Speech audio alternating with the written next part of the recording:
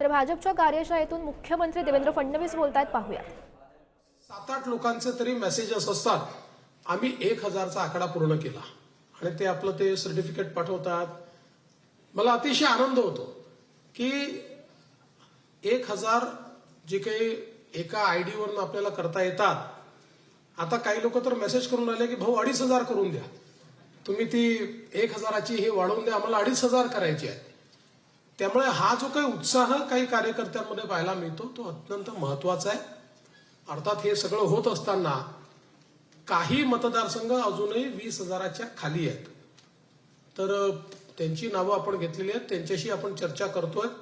थोडं लक्ष घातलं, काही याच्यामध्ये मागे राहण्याचं कारणच नाहीये. थोडं लक्ष घातलं तर भाजपची यंत्रणा आणि भाजपचे कार्यकर्ते हे इतके सक्षम आहेत की थोडी प्रेरणा दिली, थोडी यंत्रणा लावली, थोडं पाठपुरावा केला तर कुठलाच मतदारसंघ 50,000च्या खाली राहूच शकत नाही. ही भाजपची आज महाराष्ट्रामध्ये ताकद आहे. ज्या भाजपने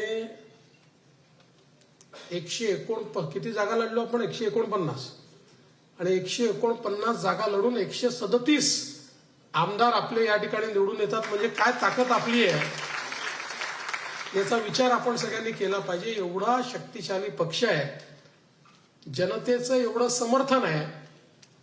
आता समर्थन देणाऱ्यांना सदस्यतेमध्ये परिवर्तित करून घेणं हे आपल्याकरता अत्यंत महत्वाचं, अत्यंत लाभाचं आहे.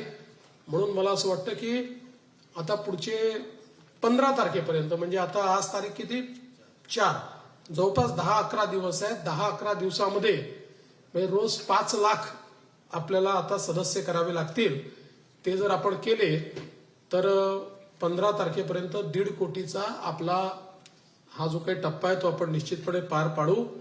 त्याकरता पुन्हा एकदा नव्या जोमाने, कारण ज्यावेळेस आम्ही सदस्यतेचा अनुभव हा शिवप्रकाशजी आणि सगळ्या वरिष्ठांकडनं ऐकत होतो त्यावेळेस त्यांचं म्हणणं असं होतं की ज्या ज्या राज्यांनी 1 कोटीच्या वरचा टप्पा ठरवला ते राज्य 1 कोटीपर्यंत गेले.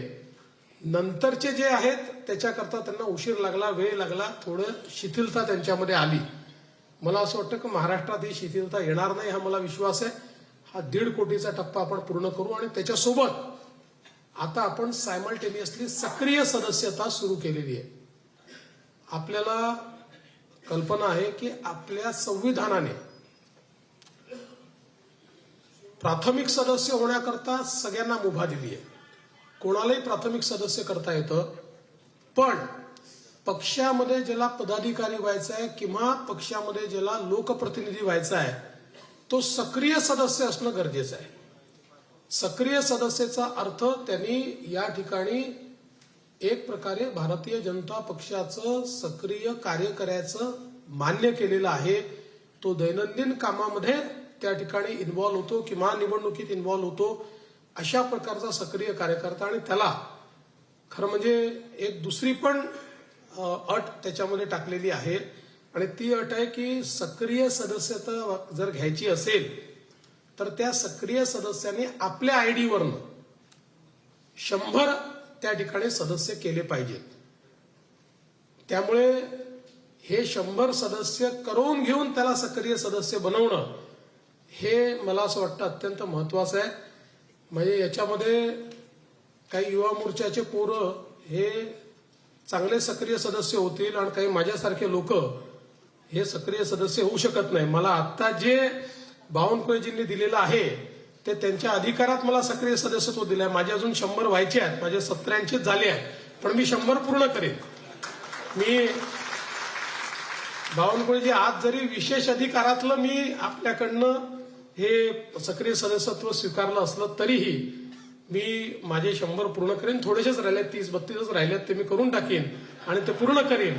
तसंच आपल्या सगळ्यांना माझी विनंती आहे की आपणही प्रयत्नपूर्वक ज्यांना सक्रिय सदस्य करतोय त्यांच्याकडनं 100 सदस्य करून घेऊन त्यांना जर सक्रिय सदस्य केलं तर मला असं वाटतं की खऱ्या अर्थानं भाजपच्या संविधानाला जे अपेक्षित आहे तशा प्रकारचे सक्रिय सदस्य या ठिकाणी तयार होतील आणि कागदावरची पार्टी राहणार नाही तर ती सक्रिय पार्टी राहील.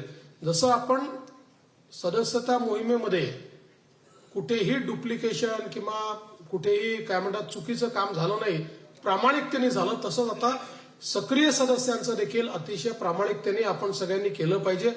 कारण ते झाल्यापासून बरोबर बूथचं गठन करायचं आहे, मग त्याच्या पुढची इकाई, मग त्याच्या पुढची इकाई, या प्रत्येक ठिकाणी जी माणसं इन्व्हॉल्व्ह होणार आहेत ही प्रत्येक व्यक्ती सक्रिय सदस्य असली पाहिजे.